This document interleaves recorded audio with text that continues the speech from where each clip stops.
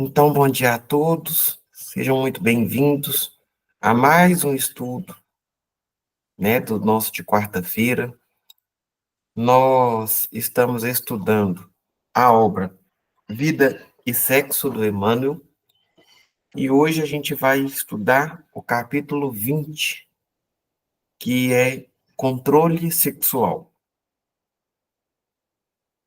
E aí nós vamos iniciar, então, elevando o nosso pensamento a Jesus, em prece. Senhor, obrigado pela oportunidade de aqui estarmos, de colocarmos em nosso coração a sabedoria, o conhecimento que nos ajuda a prosseguir mais além no conhecimento de nós mesmos e na difusão da doutrina. Senhor, ajude-nos nesse momento a termos consciência da importância de nossa encarnação. Ajude-nos, Senhor, a fazer do dia de hoje uma experiência de paz, de amor e de caridade. Pedimos, Senhor, por cada um de nós, por nossas famílias, e pedimos ainda, Senhor, que através dos Espíritos de luz possa nos intuir a trazer o estudo da melhor forma que conseguirmos. Fica conosco, Mestre, hoje e sempre, que assim seja.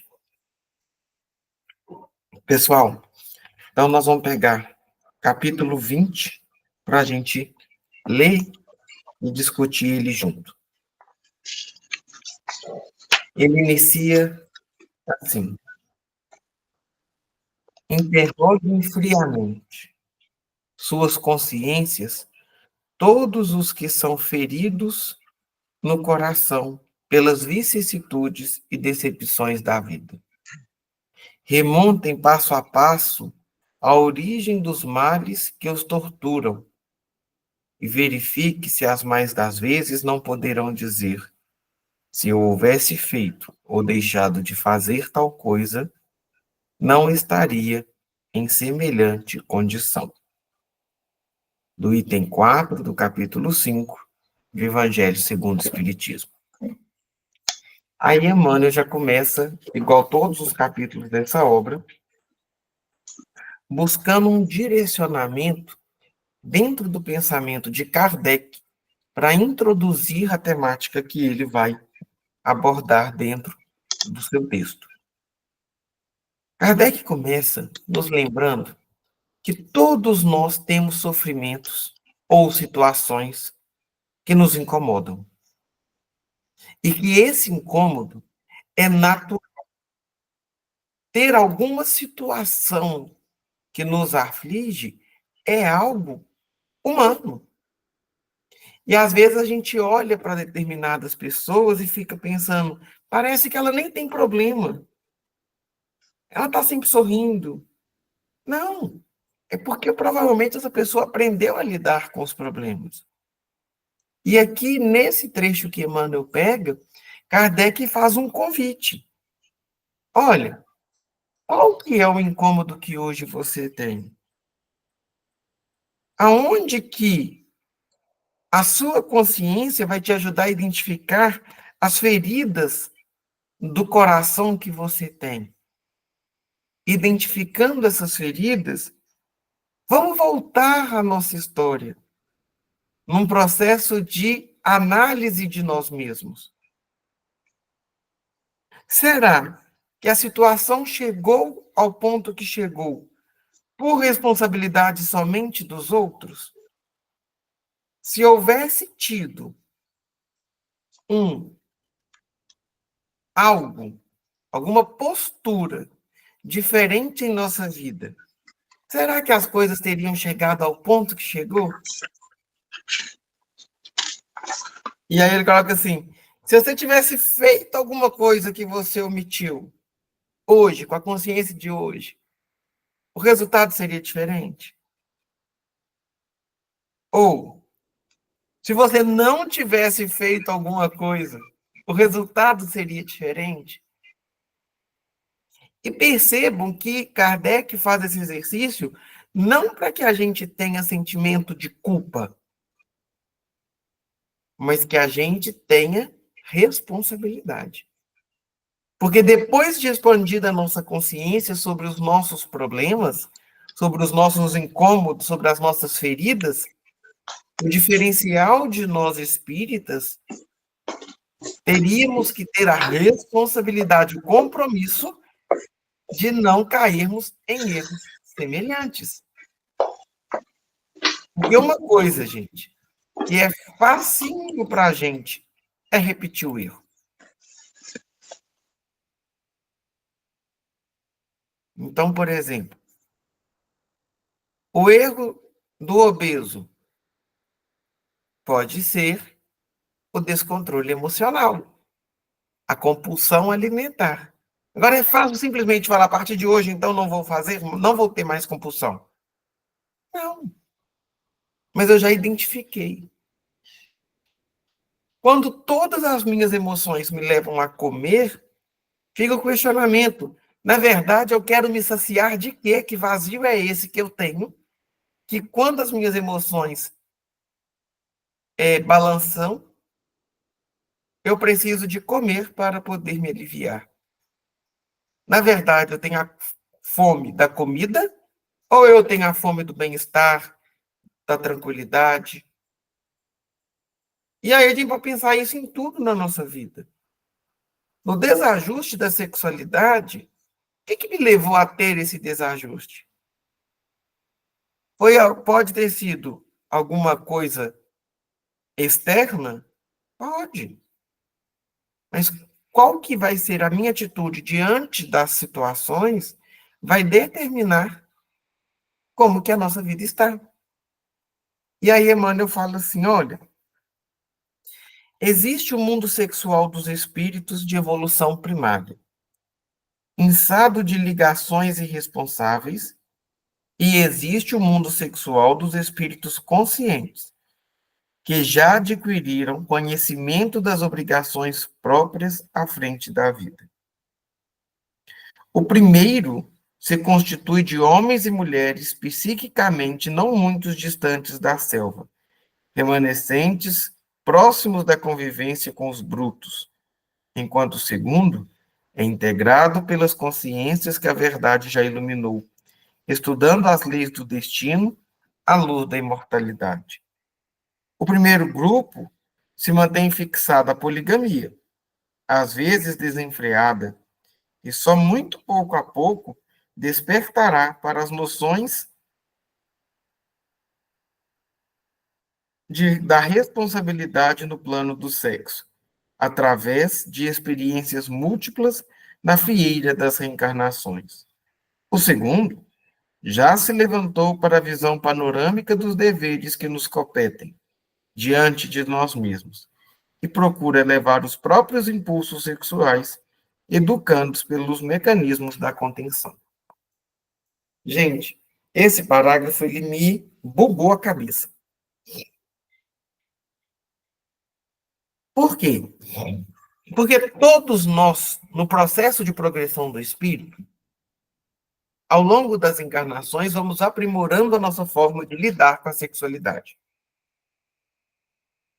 A sexualidade, para nós, ela precisa, igual a gente já trouxe em muitos encontros, ser discutida, ser conversada, porque ela é algo inerente ao ser humano. O próprio Kardec já coloca da dificuldade que é dizermos que o processo da sexualidade deveria ser levado ou pela abstinência completa, na castidade completa, porque isso seria confrontoso à própria natureza, mas ele também já nos fala que a responsabilidade da sexualidade, ela é importante. Quando a gente vai falar de progressão dos espíritos, A gente sai de um estado animalesco para o humano. Mas esse processo, ele é gradual. E transformar instinto em sentimento é algo que demanda observação, conduta ética, moralidade. É preciso ajuda. Por que eu vou na casa espírita? É para ter com quem dividir meu fardo.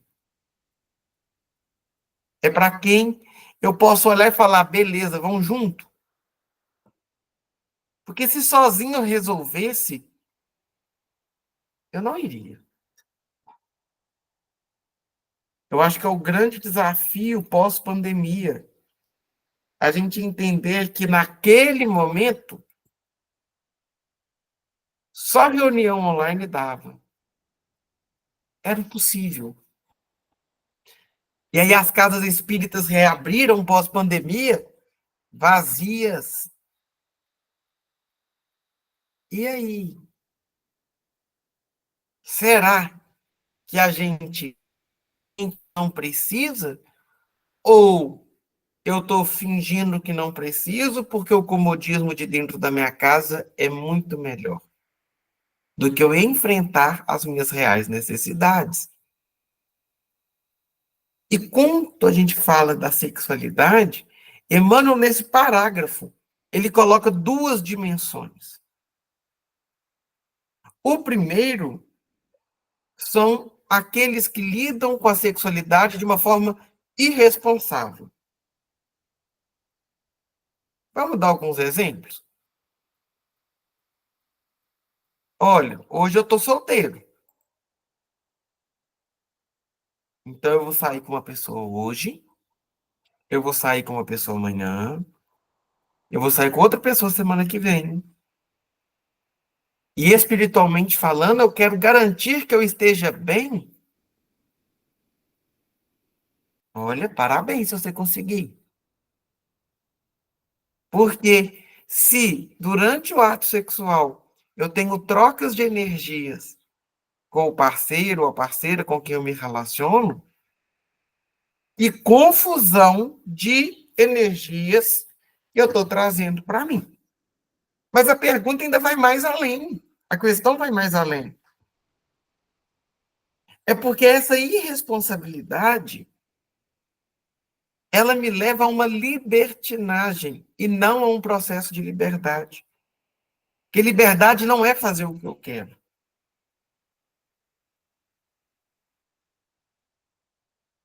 Isso é birra do adulto querendo ficar na postura da criança. Porque a única pessoa que tem dever, que tem direitos, desculpa, sem deveres, é a criança lá recém-nascida.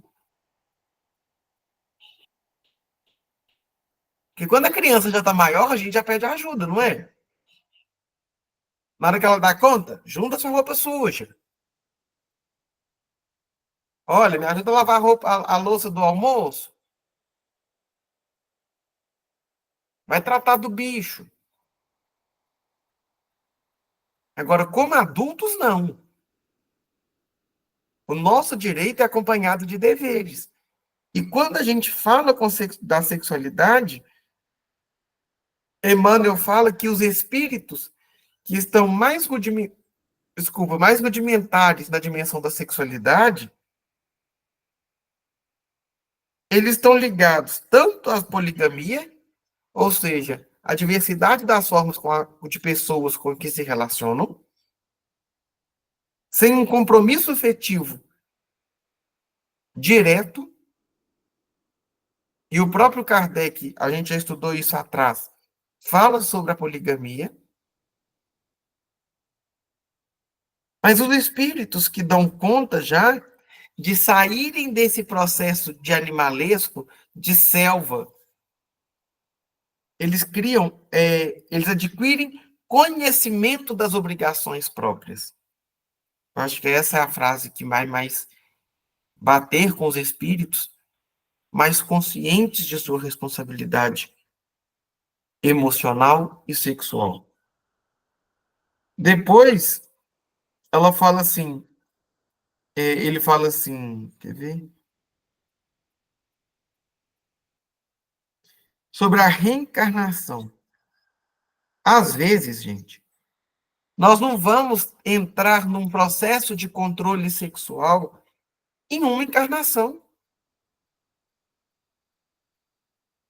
Mas a gente pode começar nessa. Como assim? Se a cada encarnação eu tenho a oportunidade de passar pelo processo educativo do meu espírito, eu posso fazer da encarnação atual a lição que meu espírito precisa, desde que eu me deixe ser tocado por essa ampliação de consciência. Então, o que que a gente está fazendo da encarnação? Que eu posso fazer da encarnação, gente, aquilo que me dá prazer, sem responsabilidade. Mas eu posso também ter prazer com responsabilidade. Porque o que a gente quer trazer aqui é, e Emmanuel fala isso com muita naturalidade, não vamos mais ver a sexualidade como algo pecaminoso, algo sujo, algo tabu, que não se discute. A gente discute sim. Importante falarmos disso na implicação espiritual que acompanha a dinâmica da sexualidade. Mas não fiquemos no discurso. Porque o discurso é lindo. Viver é o difícil. Então, usar desta encarnação, às vezes o espírito dá uma desculpa, né? Vou deixar para a próxima encarnação. Você não sabe nem onde que vai ser, nem quando. Usa essa, gente. A gente vem de uma cultura que, antigamente, os pais nem falavam de sexualidade com os filhos. A instrução vinha de uma forma muito rudimentar antes do casamento, às vezes até no dia. Que a mulher, para ser uma mulher de caráter, tinha que casar virgem. Que o homem podia cair na libertinagem, que ele ainda era homem. Que a mulher tinha que ser submissa. Aí a gente entra numa cultura que a gente vê, olha, quando a gente tem responsabilidade afetiva, a sexualidade entra como um grande diferencial de progresso às pessoas envolvidas. Onde dois que se relacionam dão oportunidade mútuas de não somente ter prazer, mas de passar aquilo de melhor que eu tenho ao meu parceiro.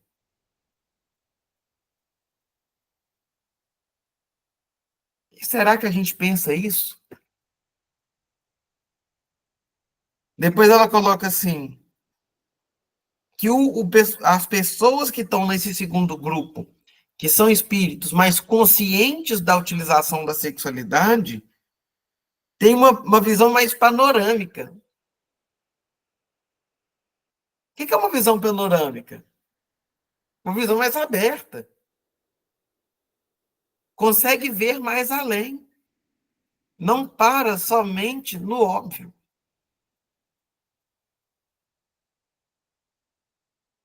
Então, a gente tem que se cuidar. Aí ele continua assim, olha, falar de governo e administração no campo sexual, aos que ainda desvariam em manifestações poligâmicas, seria exigir do Silvícola encargos tão somente atribuídos ao professor universitário. Razão, porque será justo deter-se alguém nesse ou aquele estudo alusivo à educação sexual, apenas com aqueles que se mostrem suscetíveis de entender as reflexões exatas neste particular. E aí a gente entra numa outra, é, uma outra vertente. O que é um silvícola? Alguém entende esse termo que Emmanuel colocou? A gente não pode exigir do silvícola algo que compete a um professor universitário. Silvícola é um indígena de uma tribo que não tem contato com outros tipos de civilização. É um espírito que só desenvolveu pelo contato da sua própria comunidade. Ele não é selvagem. Selvagem é bicho. Ele é silvícola.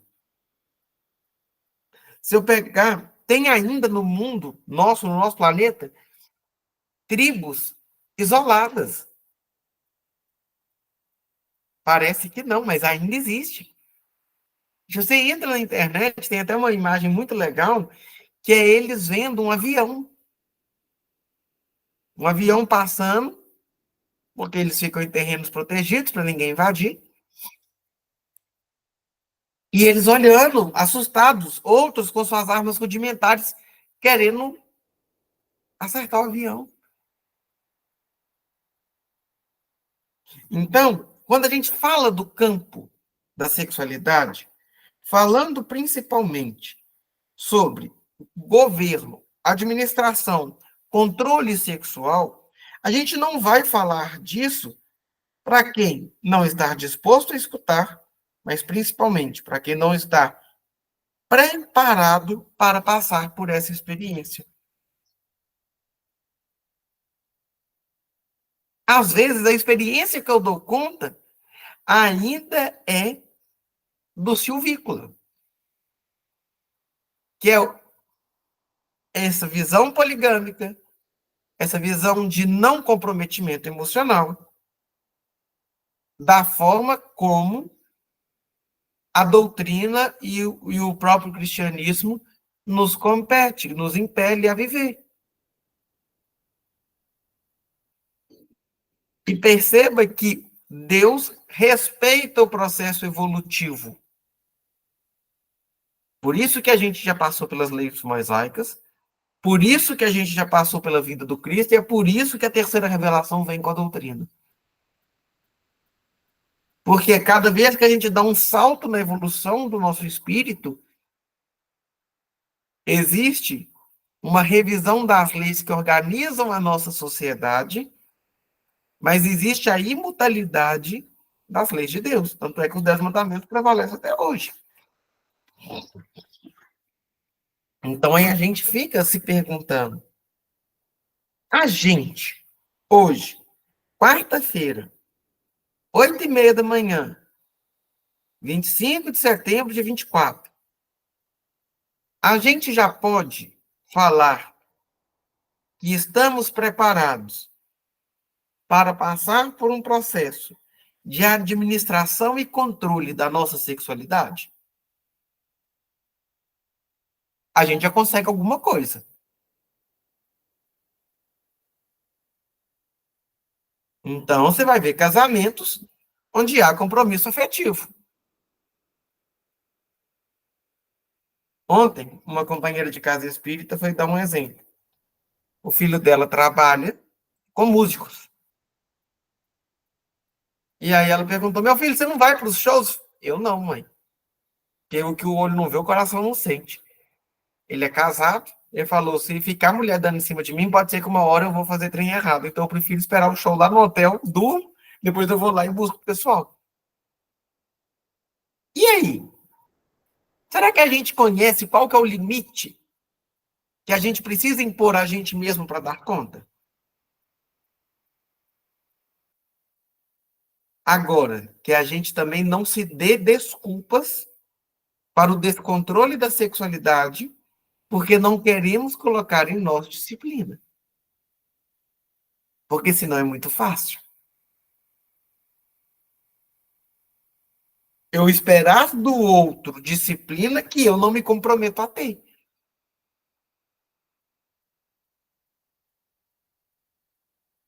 Estabelecida a ressalva, perguntemos a nós mesmos se nos seria lícito abandonar no mundo os compromissos de natureza afetiva assumidos diante uns dos outros. Emmanuel deu o exemplo do silvícola para a gente se perguntar agora. Esta é uma ressalva, não é uma regra. Os espíritos que ainda estão nesta condição evolutiva têm essa ressalva. E nós estamos nessa condição evolutiva? Não. A nós aqui utilizando a internet. Onde o mundo inteiro, se quiser entrar aqui, vai ter, só tendo o link. Então, para a gente, essa regra já não vale. Então, a gente precisa de ter compromisso afetivo e controle sexual. Porque a gente já tem um passinho a mais nessa cadeia de progresso. Porque a gente já despertou a consciência para algo que eles ainda não.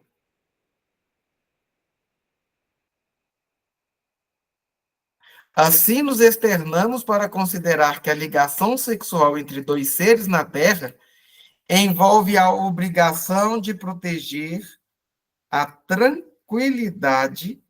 Eu achei essa parte maravilhosa. A tranquilidade e o equilíbrio de alguém, que no caso é o parceira ou a parceira, que dá experiência a dois, e muito comumente os dois se transfiguram em outros mais, na pessoa de filhos e demais descendentes. Então vamos lá. Estamos tendo um relacionamento afetivo. Nesse relacionamento, a gente tem uma dimensão da sexualidade. Entre esses dois parceiros, essas duas pessoas, existe a obrigação de proteger. Aí a gente já começou a complicar. Proteger de quê? Eu não estou atacando? Proteger de traição. Proteger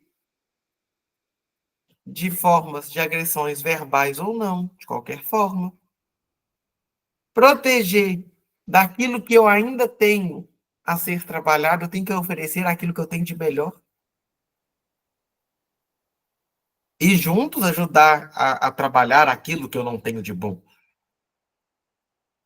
Mas eu tenho a obrigação de proteger o outro.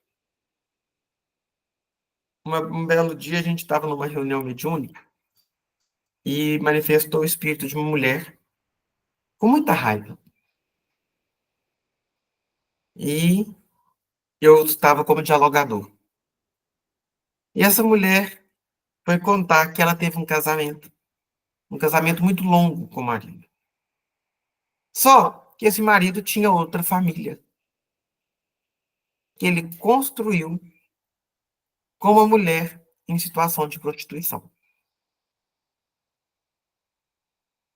Essa mulher transmitiu para ele o HIV.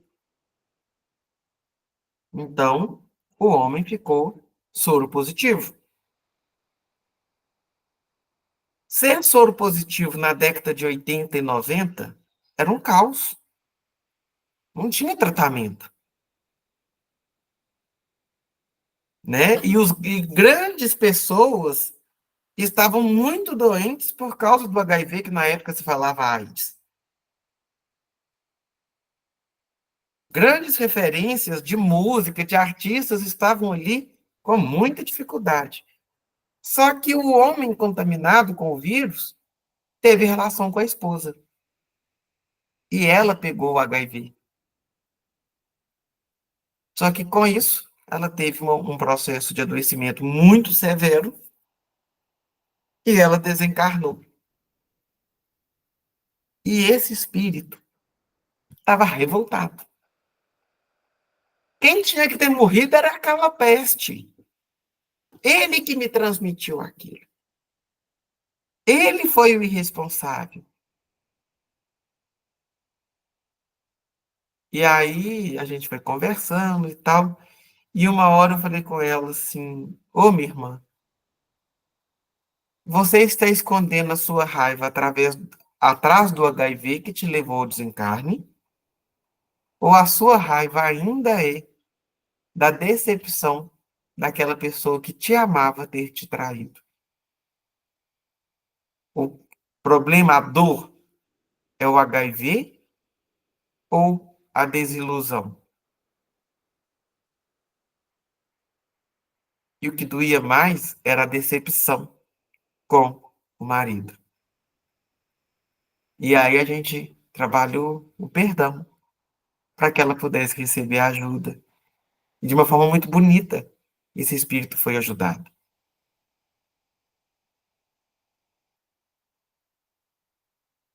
Ela estava carregando isso há quase 20 anos de desencarnada. Aliás, mais, né? E aí a gente vai pensar, será que nas nossas dinâmicas de relacionamento, nós buscamos proteger os nossos parceiros? Ah, eu não, porque ele não me protege. Olha a sua parte.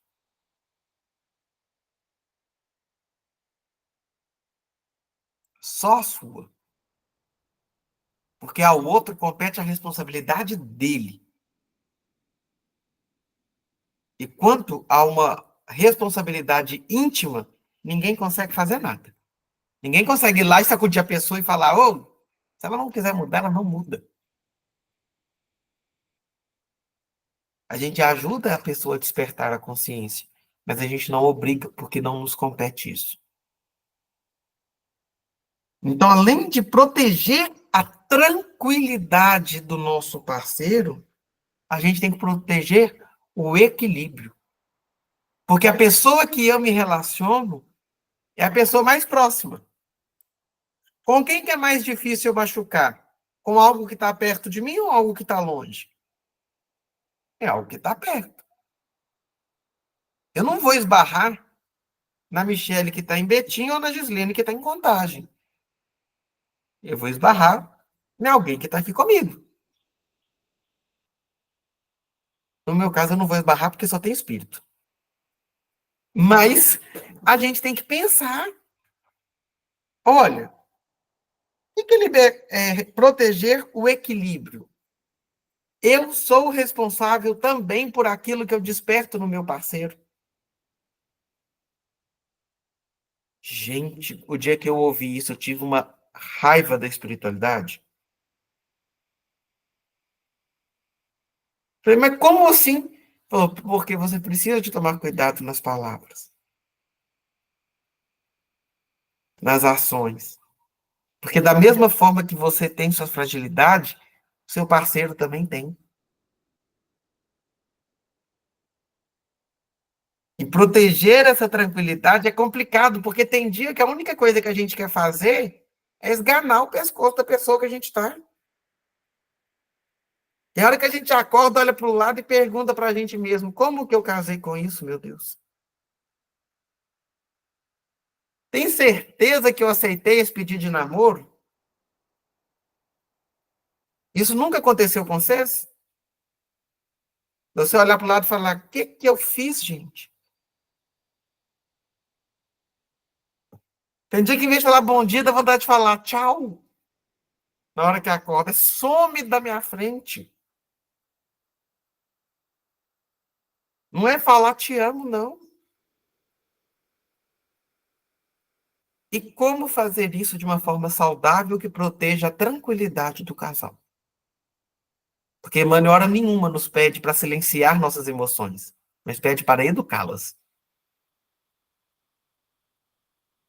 Porque se eu silencio minhas emoções, eu vou adoecer. Os psicólogos, os psicanalistas vão todos amar. E vai ter tudo paciente e cliente para eles. Mas educar as minhas emoções É a urgência.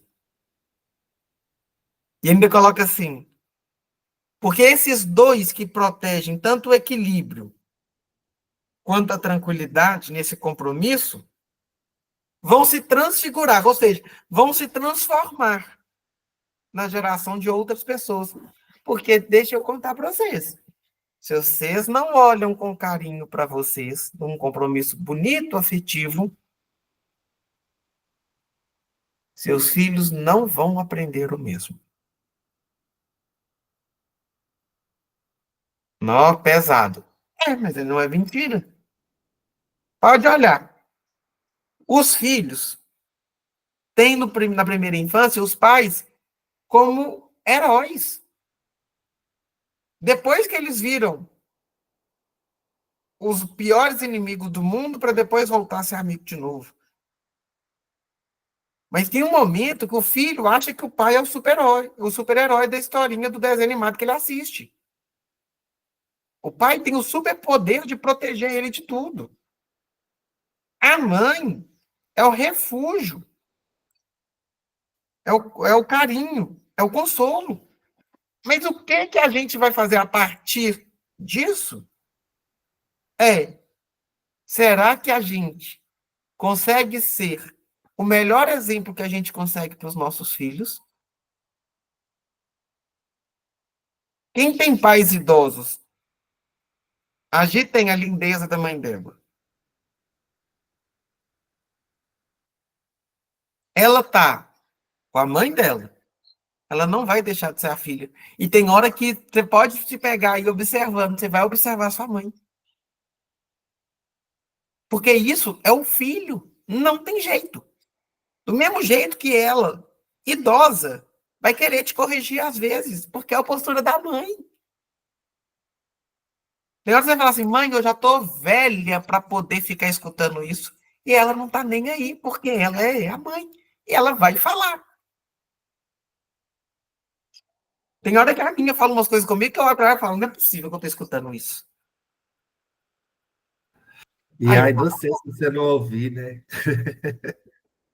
não, se eu não ouvir, ela continua falando, porque eu vou ouvir. E ela tá errada? Não. Errado tô eu.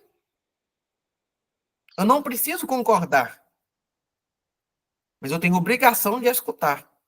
Porque quando a gente fala de dimensões da sexualidade, eu não falo só do parceiro ou parceira de vida conjugal. Eu falo de qualquer relação.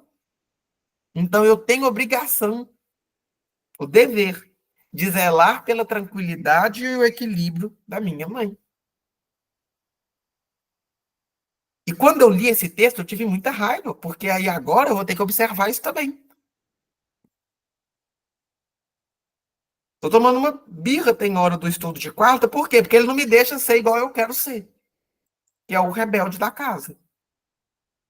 Eu vou ter que aprender a posturas diferentes.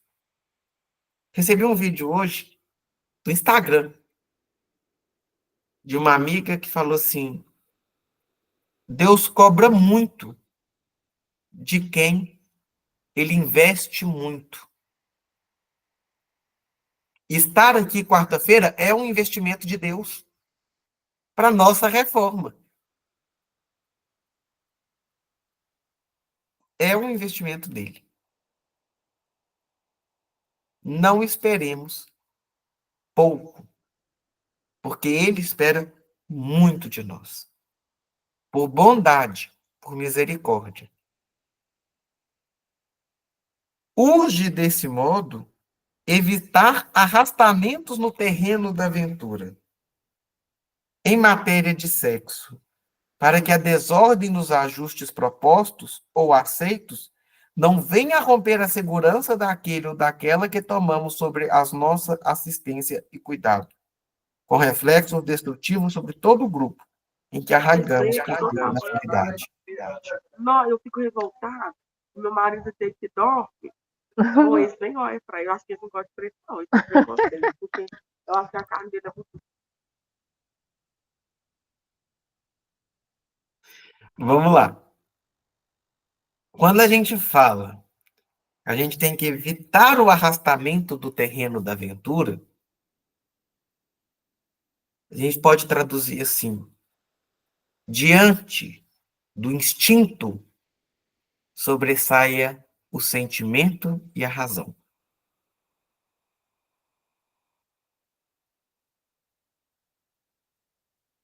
Porque tem hora que a gente fica doido para corresponder ao instinto. A gente fica igual bicho. Mas calma, é possível sair do instinto. É fácil? Não. Minha mãe de santo tá me ligando aqui. Eu passei 3 meses de preceito. Né? Quem aí me conhece mais sabe. Preceito pra gente é 3 meses, uma das coisas, você fica na abstinência do sexo. Em 3 meses, foi os 3 meses que eu mais fui cantado por gente que eu queria ter ficado e não podia. Foi 3 meses que todo mundo que eu queria que tivesse dado um oi no WhatsApp deu e eu não podia fazer nada. Aí os 3 meses acabou quinta-feira passada. Não recebi mais nenhum oi dessas pessoas que eu queria. Tinha hora que eu tava igual bicho. Porque eu queria corresponder àquilo que o instinto pede. E como transformar isso em sentimento foi meu desafio. O que eu aprendi nesses 3 meses é: eu estou me comportando como bicho. O processo educativo da abstinência foi: reconheça onde você está, se eduque para se transformar. E eu acho que isso vale para todo mundo. Eu gosto de dar exemplo meu para não falar que eu estou dando fofoca dos outros. Se você está com alguma coisa, experimente fazer um processo de acalmar os ânimos, até você achar o ponto de equilíbrio. Não se trata, em nossas definições, do chamado vínculo indissolúvel criado por leis humanas. De vez que em toda parte encontramos companheiros e companheiras lesados pelo comportamento de parceiros escolhidos para a vivência sexual e que por isso mesmo adquirem, depois de prejudicados, o direito natural de se desvincularem a outra ligação ou a outras ligações subsequentes, procurando companhia ao nível de sua confiança e respeitabilidade. Reportamos-nos ao impositivo da lealdade que deve ser respondida com lealdade, seja qual for o tipo de união em que os parceiros se comuniquem, sexualmente um com o outro, sustentando equilíbrio recíproco. Aqui é o seguinte: a gente vem de uma cultura católica, a maioria de nós, ou protestante. E qual que era o entendimento dentro dessas formas de religião? Casou é até que a morte os separe. Ah, mas minha esposa está me traindo, mas é até que a morte o separe. Meu marido é violento, é até que a morte o separe. Aí a doutrina, graças a Deus, fala com a gente assim: olha, não existe esse tal de vínculo indissolúvel, não. Mas se ele entrar a dissolver, vamos dizer assim, houver um processo de separação, que não seja irresponsável. Porque você pode separar e entrar num outro relacionamento. E tá tudo bem, desde que você seja responsável, leal ao compromisso firmado. Então, se eu divorciei, eu vou manter relacionamento com meu novo parceiro sem culpa. Mas ao meu novo parceiro ou ao meu antigo, o meu compromisso é o da lealdade. O que ele vai fazer é um problema dele. E se eu separar de novo, que o próximo eu seja o melhor que eu consigo. Mas com compromisso afetivo e lealdade. E eu acho legal que coloca assim: olha, seja qual for o tipo de união que os parceiros se comuniquem sexualmente. um com o outro, sustentando equilíbrio recíproco. A gente volta a falar do equilíbrio, que um tem que ser a manutenção do equilíbrio do outro, mas percebam que aqui, Emmanuel, hora nenhuma até agora, falou das relações homoafetivas, heteronormativas ou qualquer outro tipo. Quem vai falar pela primeira vez a homossexualidade nesse livro vai ser Marilene semana que vem. Que é o próximo capítulo. Mas até agora ele falou de sexualidade sem fazer distinção nenhuma sobre as formas de relacionamento. E isso é lindo. Porque rompe com o estado de um preconceito que vai se instaurando culturalmente e que a doutrina vem falar, calma aí, não é por aqui. E aí ele termina assim, considerado o exposto, os participantes da comunhão afetiva, conscientes dos deveres que assumem, precisam examinar até que ponto terão gerado as causas da indisciplina ou da deserção daqueles ou aquelas que destituiu da própria segurança íntima para se atirar à leviandade.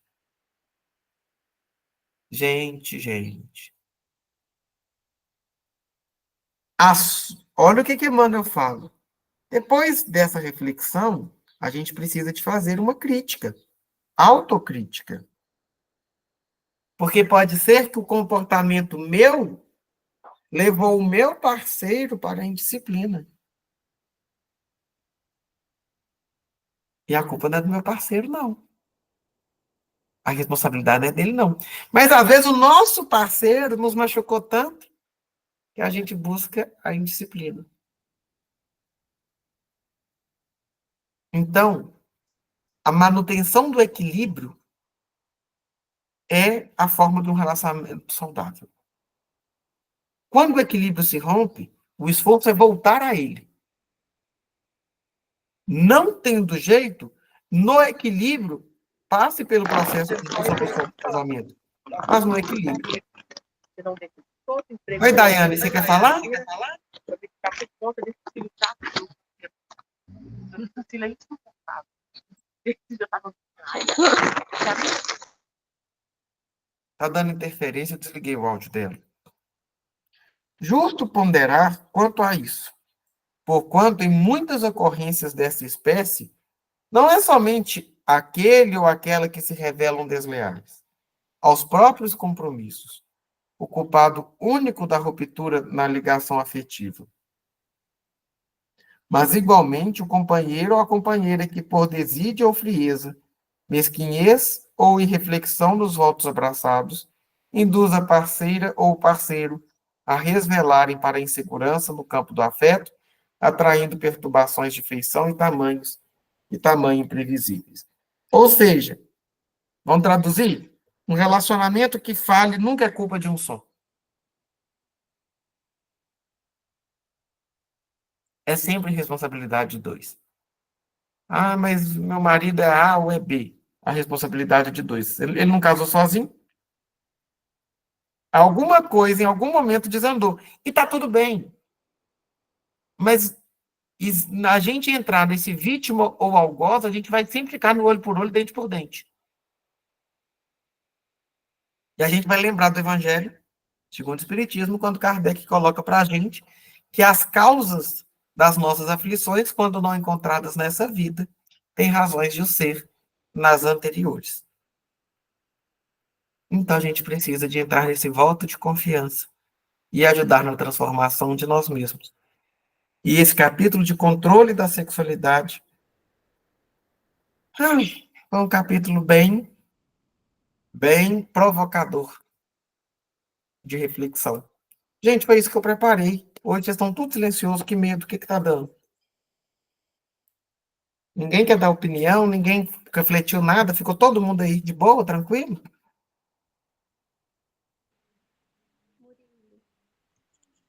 Eu queria era perguntar que eu Pode gostei falar. demais é a primeira vez que eu entro para assistir esse daí, se tem ele gravado para trás. Tem, todos os capítulos.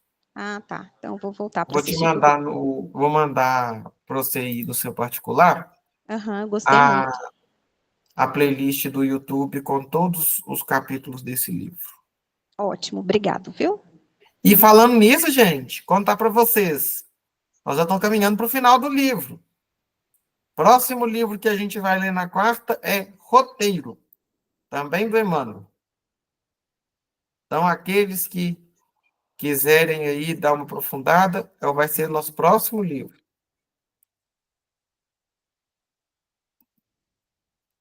Quem já quiser arrumar o livro aí para poder ir acompanhando. Esse livro nosso vai até dia 6 de novembro.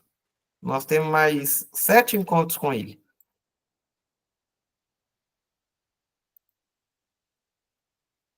Alguém mais quer dar alguma opinião?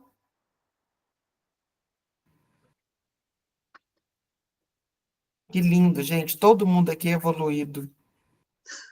Ninguém foi tocado. É para Que não existe- expor a figura. Hã? É para não expor a figura. Ou vocês vestiram uma carapuça muito linda, ou tá todo mundo falando que já passou disso, tá todo mundo com o espírito evoluído, lidando super bem com o controle da sexualidade, de uma forma linda. Tá? Então, não sei o que aconteceu não, mas tá me dando medo desse silêncio de hoje. Controlado às vezes não tá, mas às vezes evitar é o melhor, né? Igual o rapaz que ficou no hotel, eu tô ficando em casa. Isso. Entendeu? É sobre isso. Mas, ô Murilo, Acredito que a partir do momento que a gente vai tomando os tombos e ver que a direção que a gente está indo não está legal, a gente começa a pensar, buscar ajuda na terapia, na constelação, na espiritualidade. E aí, quando a gente está disposto, a informação ela começa a chegar. E quando a gente começa a ter essa informação, a gente tem que saber tratar ela. Porque não adianta nada eu vir para um curso desse, entrar aqui e sair aqui. E é isso que, nos últimos tempos, eu tenho feito. Eu tenho observado os relacionamentos que eu tive até hoje, né? O Ritinha mesmo falou, você está com o dedo podre. E realmente, assim, eu acredito que a gente, em algum momento que a direção não está caminhando para o lado certo, a gente vai parar e falar assim, opa, peraí, não está rolando. Aonde que eu estou errando? O que eu estou buscando? O que está me fazendo buscar pessoas e coisas que não estão me levando para um caminho legal? E aí a gente começa a se tratar. Quando a gente começa a se tratar, a gente começa a se conhecer e reparar o que a gente de fato quer, o que a gente não quer. E aí começa a filtrar.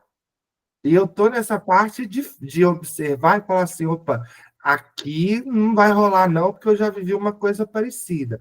Aqui eu tenho que ter, pode ser que role, mas aqui eu tenho que ter um pouco mais de paciência. Não é o momento, senão eu vou afundar de novo. Então eu estou aqui assistindo, de boa. Acredito que na hora que rolar, a gente analisa de novo, sabe aquela análise de SWOT que a gente faz, que são as oportunidades, as ameaças, as fraquezas, e é isso, a gente tem que medir ali aonde que a gente está e aonde que a gente vai, senão a gente cai no buraco de novo, sabe? E eu não tô querendo mais, não. Chega! Acho que é isso. Acho que a gente vai amadurecendo com o tempo e vai aprendendo a filtrar mais o que a gente quer para a vida da gente e não aceitar qualquer coisa, né? Porque a gente começa a se amar, a gente começa a ter coragem de falar, não, isso não é para mim, e se eu ficar sozinho agora, tá tudo bem. Não, não, não preciso de sair ficando com todo mundo, desesperadamente, né? Então, por isso que eu tô calado.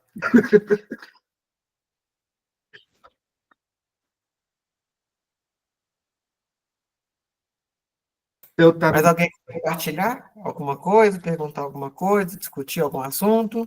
Michele tinha falado que queria perguntar alguma coisa. não, é que eu ia comentar assim, né? O nosso amigo o Rodolfo comentou da procura e tudo mais, mas às vezes a gente está casada, né? Porque eu sou casada, e às vezes há um desequilíbrio, né? Então, assim, não é só o procurar, é só o dedo podre. Não, às vezes você vai lá, acerta, é um bom marido, é um bom pai. Mas quando você vai para a intimidade, né, de 4 paredes, às vezes há um desequilíbrio também, Lógico. né? Por exemplo, o meu marido, ele gosta muito, eu gosto menos. Então eu fico pensando assim, gente, há um desequilíbrio. Ele viaja, ele fica 60 dias fora, e para mim tá tudo certo. Meu filho ficar 60 dias sem, para mim é muito tranquilo. Aí o Murilo conta aí, né, que ficou 3 meses, né, 90 dias, né, que você ficou, vamos pôr a palavra reclusa, assim, e que todo mundo que te procurou e tal, que você viu que estava agindo como um bicho. Aí eu fico pensando assim, mas também, e quem não quer de jeito nenhum? Tá no desequilíbrio. E aí? Calma, que nós vamos chegar que vai ter um capítulo sobre isso. Ah, que ótimo. Então eu vou assistir os anteriores até chegar, então, para Calma. poder ficar Eu não vou nem atualizada. responder, porque senão eu dou spoiler. Então tá ótimo. E a gente não pode dar spoiler de livro espírita, porque senão o povo não lê, entendeu? Mas vai ter tem um capítulo nesse livro sobre isso. Eu não sei o capítulo dele, mas tem um que vai falar sobre a questão dos, vamos dizer assim, sobre essa falta de vontade ou da própria forma como a gente, às vezes, acha ou se compromete de uma forma a falar que o sexo tem algo de estranho. É, porque a mulher em si, ela automaticamente, né, principalmente assim, aquelas que tomam anticoncepcional, elas já perdem um pouco do libido, mas eu acho que tem algo a mais, entende? Porque eu conheço pessoas que mesmo tomando anticoncepcional, ah, não, eu gosto, eu quero e tudo mais. Então, eu acho que tem algo por trás disso, fora um remédio que te tira a vontade, entende? Então, é isso. Mas então, eu Lá vou esperar no chegar. capítulo que nós vamos... Falta 3 semanas para a gente chegar nesse assunto. Então, até lá dá para você colocar tudo em dia e continuar conosco toda quarta. Oi, Marilene. Eu acho que sobre isso que ela abordou, eu acho que quando trata de assexualidade, fala disso, não é? E até das diversas formas como que ela se apresenta. Não é uma normativa de certo e errado, mas é entender que cada pessoa tem uma experiência e que todas elas são tocadas por aquilo que a gente está estudando. Porque se a gente colocar certo e errado, ferrou. Não é certo e errado só. São conduções, são orientações que cabem a qualquer tipo de experiência. Marilene, aproveita o microfone ligado e faz a prece para a gente encerrar. Tá bom.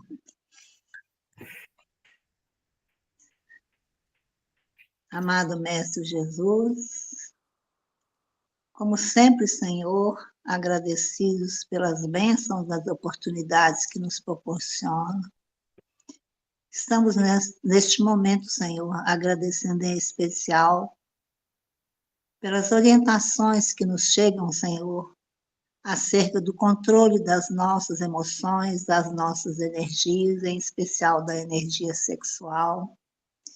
Que nós possamos, Senhor, na busca do entendimento, do conhecimento, estarmos cada vez mais nos conhecendo na íntegra e buscando nos educarmos com responsabilidade, nos aceitarmos como somos, vivenciar a nossa sexualidade com responsabilidade, com integridade, com respeito e com amor. Então, Senhor, te peço, te pedimos que continue conosco, nos amparando esses propósitos em especial. Que assim seja, graças a Deus. Graças. Ai, vou desligar Que aqui. assim seja. Murilo, preciso de você.